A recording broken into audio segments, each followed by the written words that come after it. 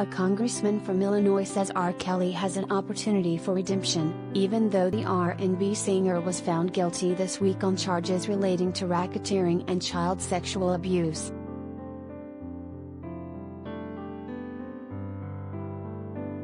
As an artist, one who's gifted, I think he'll be welcomed back into Chicago as a person who can be redeemed, Representative Danny Davis, D.L., told TMZ on Tuesday, the day after Kelly was found guilty on one federal racketeering charge and 8 charges related to sex trafficking of minors and women.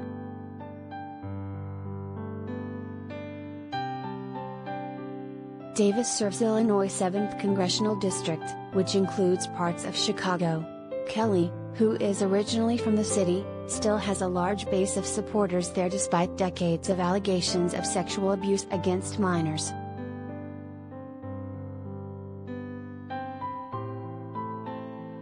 "I'm a big believer in what is called second chances," Davis said. When asked if he had anything to say to Kelly, Davis responded that he hopes the singer can find peace with the Maker and peace with himself and reconcile with the universe for the acts that he may have committed.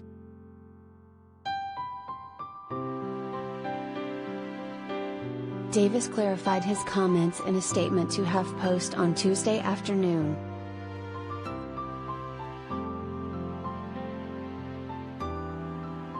Kelly has been accused of criminal acts, gone through a court of law, been convicted and must serve whatever time the court decides, he said, adding that he is a law and order policymaker and that women and children must be respected and protected at all times and at all costs.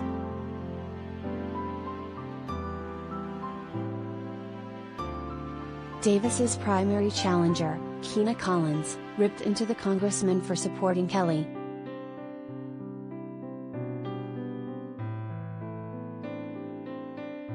"This is beyond distasteful to the survivors whose voices were finally heard and have just started going through the healing process right now," Collins tweeted.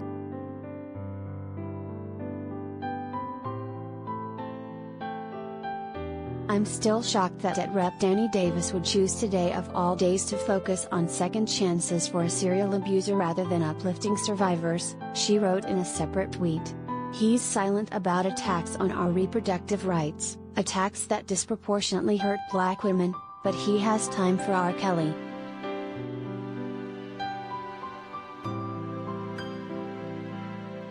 The overwhelming majority of victims who testified at Kelly's trial in New York were young Black women, some of whom were underage when Kelly first sexually abused them. They all described Kelly creating an environment of fear, as well as using his fame and power to groom and control them. Several testified that the singer implemented strict rules that included calling him daddy, subjected them to physical beatings, and controlled what they wore, where they went and what they ate.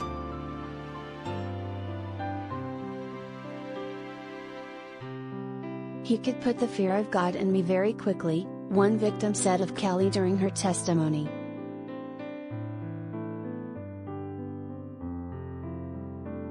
Collins expanded on her tweets in a statement to HuffPost, criticizing Davis's comments as incredibly disappointing, especially since he represents thousands of Black women and girls in his congressional district.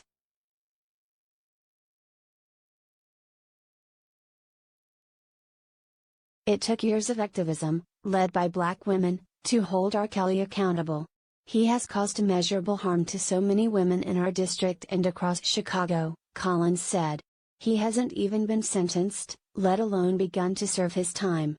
When so many survivors are just now finally able to begin their healing process," Congressman Davis's statement shows just how out of touch he is with the community he claims to represent.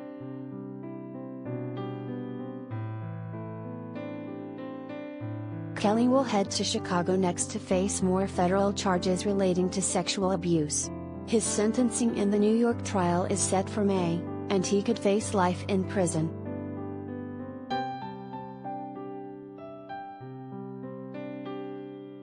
Do you have information you want to share with HuffPost? Here's how.